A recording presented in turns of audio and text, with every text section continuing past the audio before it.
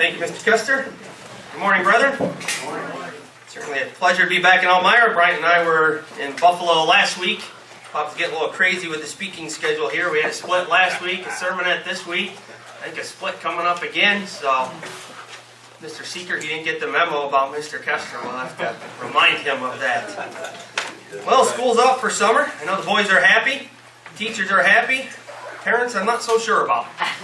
Beginning of the summer, they like it, but then they're ready to send the kids back. So, kids are gone for the summer. We have, at the end of the school year, we have a sing-along, which is it's pretty amazing. We have about 415 kids, and they all come into the cafeteria. And throughout the school year, the music teacher teaches them different songs and sign language that goes along with it. So at the end of the year, they actually all come into the cafeteria and they sing as one whole group. It's pretty amazing to watch. I'm leaving the school, and they brought all the retirees and all the people that will be leaving, going on to different places next year. They brought us all up to the front and sang a farewell song to us. It's pretty neat. It makes it hard to leave the elementary school, but as most of you know, I will be going to the middle school next year, so I appreciate all your prayers and thoughts that I know you had for me as I was going through the interview process. It did work out, and I'm not sure what God has planned for me next, but He keeps changing every couple of years, so I do appreciate that. The last song talked about the seventh day and the Sabbath day, which kind of fits into this sermonette. Part of the inspiration, obviously inspiration always comes from God, but part of the inspiration came from a comment that Mark Rigord made last week at Sabbath services about sometimes we just need a simple message so that when people ask us questions, we're able to give them a simple answer that's understandable. So this sermonette certainly isn't rocket science. It's something you'd heard before, but the inspiration was just something simple to remind us of something that we already know. So the title of this sermonette is called Sunday Worship and Taking Up Collections. Not that I'm advocating that, don't get worried. We're not changing doctrine here. It's certainly no surprise that we are a small group in the vast minority when it comes to keeping the commandment found in Exodus 20. So I'm going to begin in Exodus 20, verses 8 through 11. And again, this is not a scripture that is new to any of us.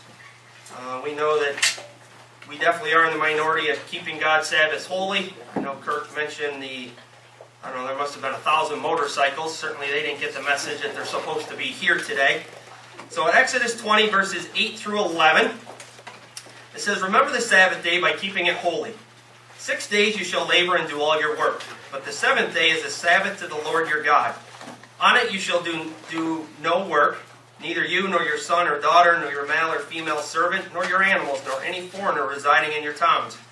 For in 6 days the Lord made the heavens and the earth, the sea, and all that is in them, but He rested on the seventh day. Therefore the Lord blessed the Sabbath day and made it holy." That was the exact song that we just sang, so that was a nice introduction, Kurt. As we drive to church each week, and we're not unique in this, you see people out in the yards, mowing the yard, washing their cars. If it's wintertime, well, not last winter, but when we get snow, shoveling their driveways, holding rummage sales, playing baseball. And a lot of times the boys will ask, "Dad, how come they're not in church?" And Lori and I, we try to think about it, and we try to make it very simple for them at this point. And basically what we tell them is that God really hasn't taught everybody the same thing right now. They don't know that they're supposed to be here at this point. We tell them that God has blessed us with the understanding that we are to keep the Sabbath day holy, that we just read about in Exodus 20. The boys are beginning to understand the concept that God has taught some people to do the right thing now, and He will sometime in the near future, hopefully, begin to teach everybody the right way to do things. They don't understand the concept of being called, but they certainly have a foundation that's being built at this point. In Matthew 22, verses 14, again, very simply, you don't necessarily need to turn there, but in Matthew 22, it tells us, "For many are called, but few are chosen." And I'm going to go through a couple of scriptures real quick. We're going to go into John 6 as well, 6:44. I'm way over my 3 scripture limit for a sermonette. Matthew 22:14, it says, "For many called, few are chosen." And then dropping down in John 6, verse 44, it says, "No one can come to me unless the Father who sent me draws them. And I will raise them up that last day. It is written in the prophets, they will be taught by God." So although the people out, there's some more motorcycles going by now, although those people had not been taught now, God will teach them at some point, and we know that.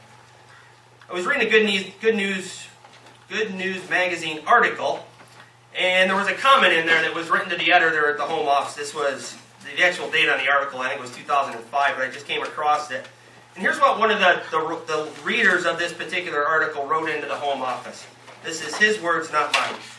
I believe Scripture does present Sunday, the first day of the week, as a day of worship, as a change made by the apostles. Also, we Gentiles may be under different commandments than the Jews. I disagree with the logic in your Good News sidebar titled, Do All Churches Get Their Teaching from the Bible?, which stated that there is no directive in the Scripture for Sunday worship, and that people who think that the Scriptures should be the sole authority should logically keep Saturday holy. So he's in direct opposition to what we teach and what we believe and what we know is right. He thinks that we should worship on Sunday. The last statement is certainly the key to understanding Saturday, or the Sabbath day. It is the day that we are to keep holy. You can't argue Exodus 20. It's very, very clear. You work 6 days. The seventh day is a day of rest. I think you all know that I grew up in a household that was Catholic. Well, at least my mothers and sisters were. My father was a Catholic on Christmas, Easter, and Mother's Day. And I was a Catholic when my mother got me out of bed. I shared this story last week in Buffalo. So I wouldn't say that I was a so-called good Catholic. I went Christmas, Easter, Mother's Day, and then whenever my mother dragged me out of bed to get up on Sunday morning. I would rather be more like my father growing up. I really wasn't interested in religion, certainly wasn't interested in going to church, but it's something that kind of was expected, and you did what your mother told you, so you went. But when you attend a Catholic service, they're normally on Sunday. Although, because out of convenience, when people don't want to get up on Sunday morning, they sometimes do have a Saturday evening service, usually a 5 o'clock Mass. They're usually heavily attended in the summer so that people can sleep in on Sunday and then go do whatever it is they want to do. But also, when you go to a Catholic service, every single week they take up a collection and they break bread for what they call communion. So why do the Catholics and the reader in the Good News magazine, where do they get the information that they think that that's a good idea? The person that wrote in cited these 3 scriptures. I'll list them and then I'll go through each of them individually. And then my plan is to show why those are basically taken out of context and not accurate. The first scripture that he cited was 1 Corinthians 16, verses 1 through 2. And that'll actually be the first one that I'll go to. The second one he listed was Acts 20, 7, verse 1. And then finally Revelation 1:10.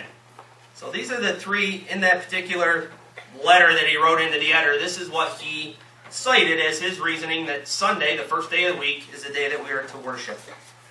So in the time I have remaining, I like to look at these 3 scriptures and demonstrate how they are misinterpreted. So beginning in 1 Corinthians 16, verses 1 through 2, it says, Now concerning the collection for the saints, as I have given orders to the churches of Galatia, so you must do also. On the first day of the week, let each of you lay something aside, storing up as he may prosper, that there will be no collections when I come. Because Paul talks about taking up a collection in the first day of the week, many believe that we are to worship on Sunday and give our offerings to God each and every Sunday. If you go to Sunday worship service, you'll see many churches doing this.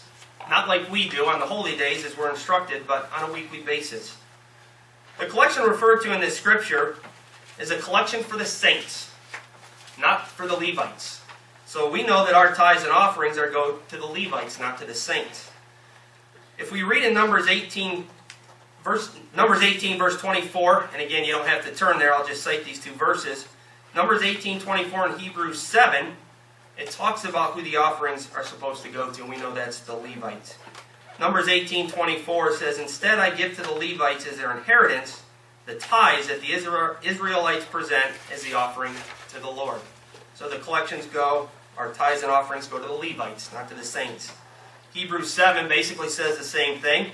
Now the law requires the descendants of Levi, who become priests, to collect a tenth from the people, that is, from their fellow Israelites, even though they also are descended from Abraham. In Romans 25, I said 25, Romans 15, verse 25, Romans chapter 25, verse 25 through 28. I'll actually read through that scripture. We will see that the collection Paul is referring to has nothing to do with a weekly service. Has nothing to do with a weekly service. So in Romans 15, beginning in verse 25, it says, "But now I am going to Jerusalem to minister to the saints. For it has pleased those from Macedonia and Achaia to make a certain contribution for the poor among the saints who are in Jerusalem. It pleased them indeed, and they are their debtors. For if the Gentiles have been partakers of their spiritual things, their duty is also to minister to them in material things. Therefore, when I have performed this and have sealed to them this fruit, I shall go by your way to Spain." So the purpose of the collection in 1 Corinthians was to assist the people in Judea that were going through a famine. The collection wasn't money. The collection was fruit and probably other food as well. But it wasn't an offering. It was to help those suffering from the famine in Judea. We could also argue that the collection was monetary. If it was a monetary collection, Paul probably wouldn't have to take people with him. Probably could carry it himself. But it talks about Paul taking several people to Jerusalem or Judea with him. It required, the final argument for 1 Corinthians 16 does not instruct us to take up a collection on Sunday at a religious service, because it is talking about fruit. We don't put fruit in the basket. We give God our money, our monetary donation, our tithes, our offerings. Acts 20, verse 7. In Acts 20, verse 7, this is where it talks about breaking of bread. It says, "On the first day of the week, we came together to break bread." And if you go to a Catholic service, you will see every single Sunday the priest breaking bread, and then the communion will take place following that. The description of breaking bread in Acts 20 is, again, not referring to a religious service. It's referring to the breaking of bread to share at a meal that began Saturday after the Sabbath had already ended. The church Sabbath booklet explains it this way. It says, "After speaking and talking all night, after sundown on the Sabbath, Paul the next morning walked almost 20 miles to meet the rest of the people in his group who had sailed there. Rather than describing a religious service on Sunday, this passage is actually documenting Paul walking 20 miles on foot on the first day of the week, hardly making it a day of rest." And that comes from the Sabbath booklet. This account, him actually walking, can be found in Acts 20, verse 13. You can drop down just a little bit. And again, I'm not going to read it. You can just put it in your notes to refer back to it. But it's basically that account. That the breaking of bread was not religious in nature at all. It was just simply the breaking of bread at a dinner or a meal. The Catholic Church, as well as the man who wrote the Good News magazine editors, used 1 Corinthians 16 and Acts 20 to support their worship of God on Sunday and the breaking of bread. Certainly we saw that there are a few problems with this argument. Certainly the easiest one to turn to is Exodus 20, which we talked about, where it tells us to keep the Sabbath day holy.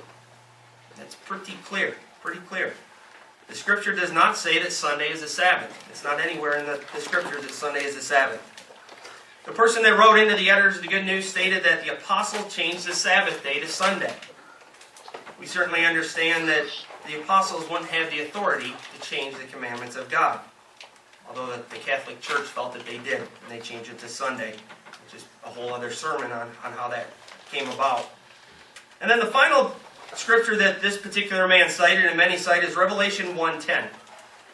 Is further evidence that we're to worship on Sunday.